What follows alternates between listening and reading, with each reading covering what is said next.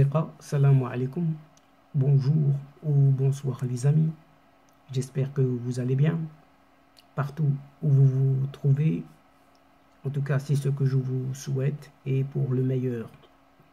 Bienvenue sur votre chaîne Bled Maralibia et merci de nous recevoir chez vous une nouvelle fois.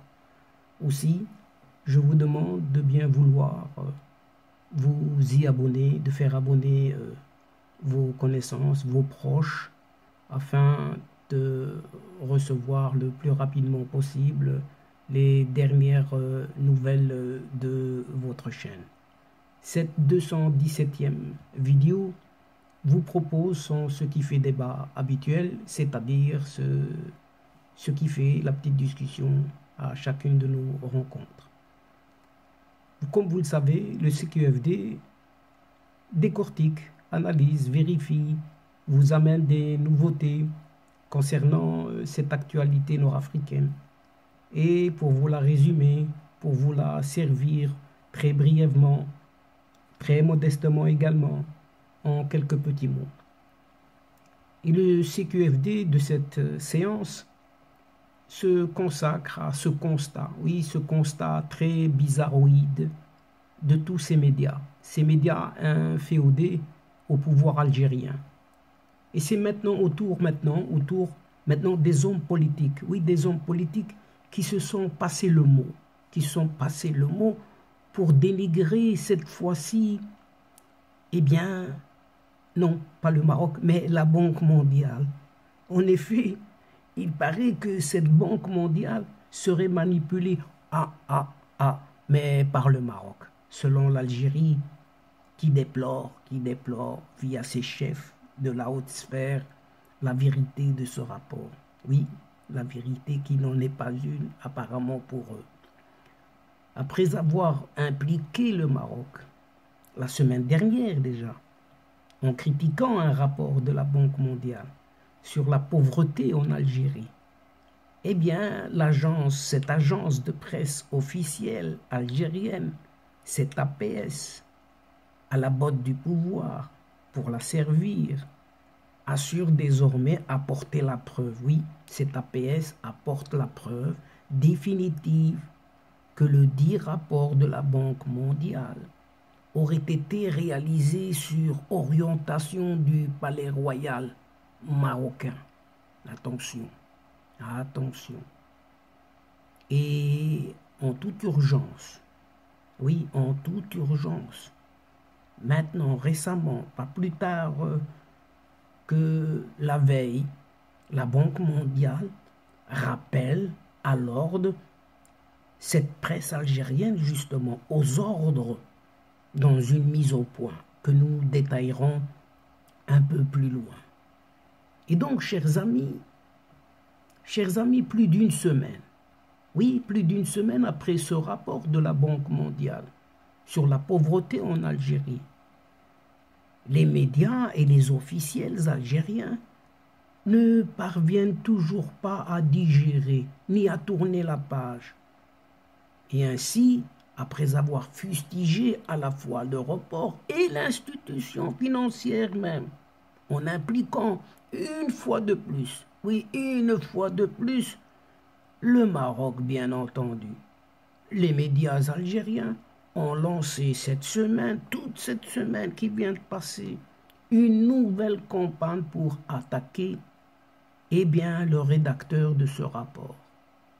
Et dans une dépêche publiée mardi dernier et reprise par plusieurs médias dès ce mercredi, l'agence Algérie Presse Service, toujours cette APS, bon pied, bon oeil pour ce pouvoir, a ainsi avancé que les informations qui ont servi à la Banque mondiale pour établir son rapport sur l'Algérie sortiraient de l'imagination d'un affabulateur qui a pour nom un certain Farid Belhaj.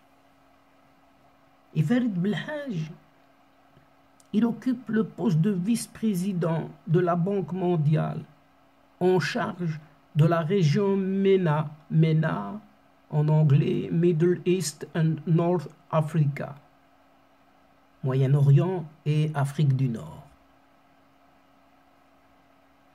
Il est ainsi le rédacteur, paraît-il, de ce rapport tendancieux.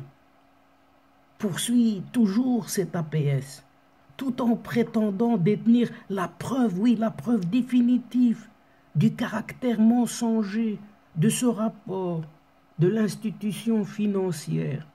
Décidément, cet APS cite sans brancher ainsi des amis français de l'Algérie qui lui auraient confié que ce rapport aurait été réalisé sur l'orientation du palais royal marocain. Vous avez bien entendu. L'agence algérienne jure que ce Farid Belhaj, qui avait occupé le poste de chef de cabinet du président de la Banque mondiale auparavant, serait un ami proche. Vous savez de qui? Eh bien, du prince du Maroc, Moulay Rachid, et de nombreux ministres marocains, qualifiant même ce vice-président de la Banque mondiale en charge de la région MENA, Middle East and North Africa, de douteux personnages malsains. Rien que cela. La même source indique que ce Tunisien était, oui, Farid Belhaj est un Tunisien, était responsable des opérations de la Banque mondiale pour le Maroc de 2002 à 2007. Un fait qui justifie amplement toute sa haine vers l'Algérie. Ce que déduit toujours cet APS, qui accuse la Banque mondiale de couvrir les vrais chiffres de la pauvreté, mais cette fois-ci au Maroc. L'agence de presse algérienne, cette APS, indique également qu'en 2018 déjà, Farid Belhaj est bombardé vice-président de la Banque mondiale pour la région MENA, période durant laquelle de nombreux rapports complaisants sur le Maroc ont été rédigés, dont le dernier qui classe le royaume, écoutez son nom, le royaume du mal, et non le royaume du Maroc, le royaume du mal et de la misère surtout, comme étant un des rares pays qui ont tiré profit de la pandémie. Et à partir de là, il ne faut plus s'étonner de lire à l'avenir de faux rapports sur l'Algérie, commandés et orientés par le Merzen. Oui, par le Merzen marocain. Et il faut s'attendre à d'autres révélations sur cette solide amitié entre le Merzen et Farid Belhaj. Surtout que les langues commencent à se délier. C'est ce que conclut en tout cas cette APS. Donc ce Farid Belhaj serait malgré lui un dommage collatéral de la haine de cette Algérie vers le Maroc et vice-versa, selon toujours les dires de cette agence APS. Et les critiques de l'agence officielle algérienne à l'encontre du vice-président de la Banque mondiale en charge de la région MENA peuvent s'expliquer par ses récentes déclarations sur le Maroc. La Banque mondiale soutient le Maroc afin de l'aider à atteindre ses ambitieux objectifs climatiques, a-t-il écrit le 10 novembre dernier déjà sur son compte Twitter, après avoir pris part à un débat organisé par l'université Euromed de Fès. Et le même jour, donc le 10 novembre dernier, Farid Belhaj s'est dit ravi de rencontrer la ministre marocaine de l'économie et des finances, cette Nadia Fettah Alaoui, avec laquelle il a discuté de la vision du Maroc et du soutien de la Banque mondiale au programme de réforme des politiques publiques.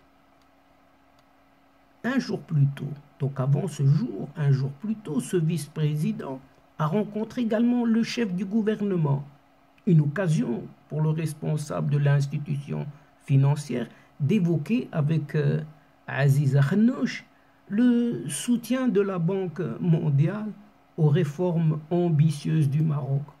Son leadership en matière d'énergie renouvelable et les assemblées annuelles à Marrakech pour 2022.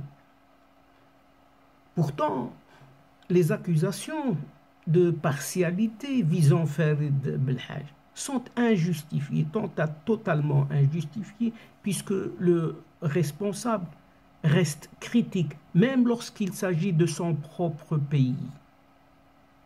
En novembre dernier, dans une déclaration à une radio tunisienne, le responsable MENA, donc de la région Moyen-Orient et Afrique du Nord, à la Banque mondiale, n'a pas hésité à pointer la situation économique chaotique que traverse la Tunisie.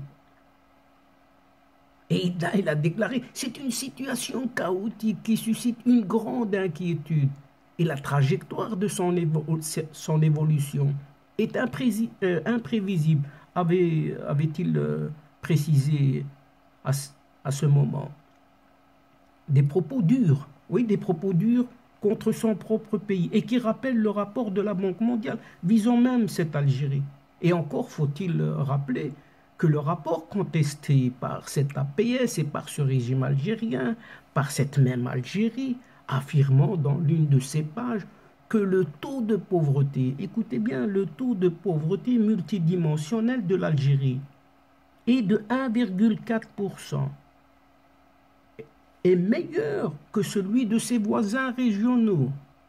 L'Égypte, ce taux est de 5,2%, l'Irak de 8,6% et le Maroc 6,1%. Donc, ce rapport n'est ne penche nullement en faveur des pays voisins, en l'occurrence le Maroc, puisqu'il ne cite que les vrais chiffres. Une différence, l'Algérie 1,4% et le Maroc 6,1%. La réalité, quoi. Mais cela n'aura pas suffi au pouvoir algérien, qui n'arrive toujours pas à faire adhérer la population au concept d'Algérie nouvelle, cette Algérie nouvelle, rêver, oui rêver, et faire oublier ce mouvement pacifique qui s'appelle le Hirak.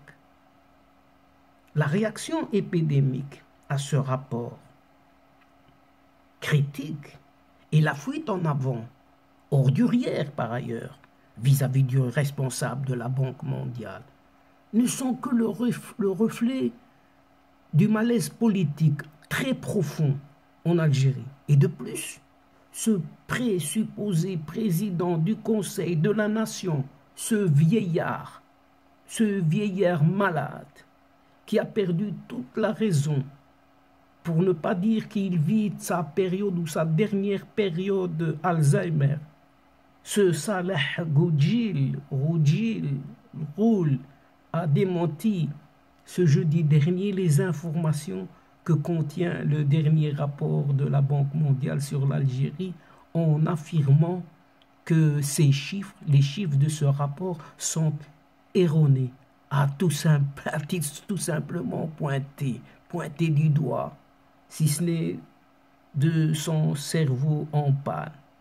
Et justement, ce vieux écervelé, président du Conseil de la Nation, enfin, qui se présente ainsi, qui s'est exprimé à l'ouverture d'une séance consacrée aux questions posées à des ministres par un certain nombre de sénateurs, a appelé à l'unité, surtout lorsqu'il s'agit de la stabilité et de la sécurité du pays.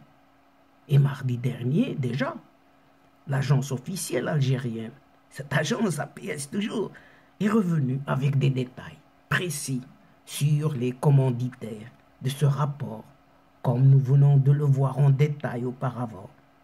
Il aurait été réalisé sur orientation du palais royal marocain. Et quant aux informations que ce rapport contient, ces informations seraient de l'imagination d'un affabulateur qui a pour nom, on l'a cité auparavant, ce Tunisien Farid Belhaj, vice-président de la Banque mondiale en charge de la région MENA, donc Moyen-Orient et Afrique du Nord. Et il est personnellement le rédacteur de ce rapport très tendancieux. Mais dans une mise au point publiée sur son site ce jeudi 6 janvier, la Banque mondiale semence la presse algérienne aux ordres qui a lancé des attaques infondées et téléguidées contre l'institution internationale. Et le Maroc également, en fin décembre dernier. En toute primeur, oui, en toute primeur, chers amis, voici un petit extrait. Nous avons noté avec regret que certains des articles cités ci-dessus, en l'occurrence ceux de l'APS, ont adopté un langage qui peut avoir dépassé les pensées de leurs auteurs anonymes. S'agissant de tous les articles parus dans cette APS, par SAT-APS, cette agence de presse service d'Algérie, donc concernant tous ces articles, eh bien, la Banque mondiale y répond que tout est inacceptable, qu'il soit. Tous ces articles, il ne sera pas répondu à ces propos, tant nous considérons qu'il ne saurait porter argument ni ne constitue un élément de débat. La mise au point s'adresse directement aux commanditaires des papiers journalistiques non signés. Et ce, car ces mêmes articles haineux, notamment de l'agence de presse officielle algérienne, cette APS, traduisait une attaque en règle contre le Maroc, l'accusant indûment et ridiculement d'être à l'origine du rapport de la Banque mondiale. Voici, chers amis, le texte intégral de la mise au point de la Banque mondiale concernant le rapport de suivi de la situation économique en Algérie. On ouvre les guillemets ici. Et on y va. Au cours des derniers jours, plusieurs articles de presse relatifs au rapport de suivi de la situation économique en Algérie de la Banque mondiale ont été publiés. Certains de ces articles comprenaient des informations factuellement inexactes sur le contenu du rapport qui a été préparé avec la plus grande rigueur, ainsi que sur ses auteurs, une équipe d'économistes travaillant sur la région du Maghreb. Nous tenons à souligner que la Banque mondiale produit régulièrement des rapports économiques pour ses pays membres. Le rapport de suivi de la situation économique en Algérie est produit 2 fois par an. La dernière édition publiée le 22 décembre dernier est disponible ici donc sur le site de la Banque mondiale. Le rapport, qui fait l'objet d'un examen de qualité approfondi avant sa publication, est basé exclusivement sur des données publiques dont la référence figure dans le document ou sur des données fournies par les autorités des pays membres. Son objectif est d'encourager l'échange de connaissances et le dialogue sur le développement économique et social du pays. Les conclusions du rapport sont cohérentes avec les données officielles disponibles à la date de clôture des données du rapport, à savoir le 1er novembre 2021, dont la plupart sont présentées dans la note de conjoncture de la Banque d'Algérie publiée le 22 décembre 2021.